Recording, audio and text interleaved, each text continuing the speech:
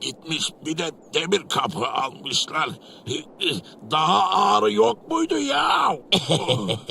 Necati sağ olsun. Yaşlı diye %15 daha indirim yaptılar. Toplamda %65 indirim oldu. Resmen bedavaya aldık kapıyı. Hay, ben yaşlı değilim bir hayta. İmdi paralarım seni. Gitmiş bir de demir kapı almışlar. Daha ağrı yok muydu ya? Necati sağ olsun. Yaşlı diye %15 daha indirim yaptılar. Toplamda %65 indirim oldu. Resmen bedavaya aldık kapıyı. Hay, ben yaşlı değilim bir hayta. İmdi paralarım seni. Gitmiş bir de demir kapı almışlar.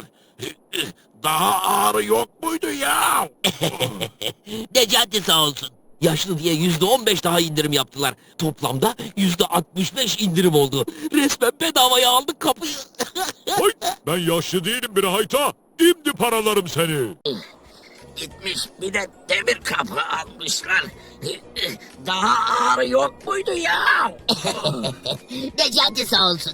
Yaşlı diye %15 daha indirim yaptılar. Toplamda %65 indirim oldu. Resmen bedavaya aldık kapıyı.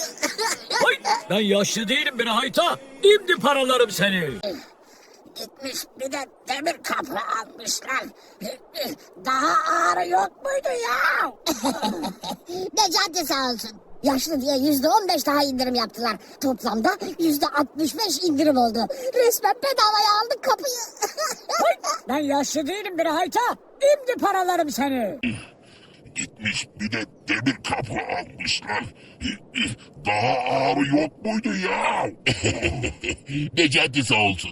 Yaşlı diye %15 daha indirim yaptılar. Toplamda %65 indirim oldu. Resmen bedavaya aldık kapıyı. Hay, ben yaşlı değilim bir hayta. İmdi paralarım seni. Gitmiş bir de demir kapı almışlar. Daha ağrı yok muydu ya? Necati sağ olsun. Yaşlı diye %15 daha indirim yaptılar. Toplamda %65 indirim oldu. Resmen bedavaya aldık kapıyı. Hay, ben yaşlı değilim bir hayta. İmdi paralarım seni. Gitmiş bir de demir kapı almışlar. Daha ağrı yok muydu ya? Necati sağ olsun. Yaşlı diye %15 daha indirim yaptılar. Toplamda %65 indirim oldu. Resmen bedavaya aldık kapıyı. Hay, ben yaşlı değilim bir hayta. İmdi paralarım seni. Gitmiş bir de demir kapı almışlar. Daha ağrı yok muydu ya? Necati sağ olsun. Yaşlı diye %15 daha indirim yaptılar. Toplamda %65 indirim oldu. Resmen bedavaya aldık kapıyı. Hay, ben yaşlı değilim bir hayta. İmdi paralarım seni. Gitmiş bir de demir kapı almışlar. Daha ağrı yok muydu ya? Necati sağ olsun. Yaşlı diye %15 daha indirim yaptılar. Toplamda %65 indirim oldu. Resmen bedavaya aldık kapıyı.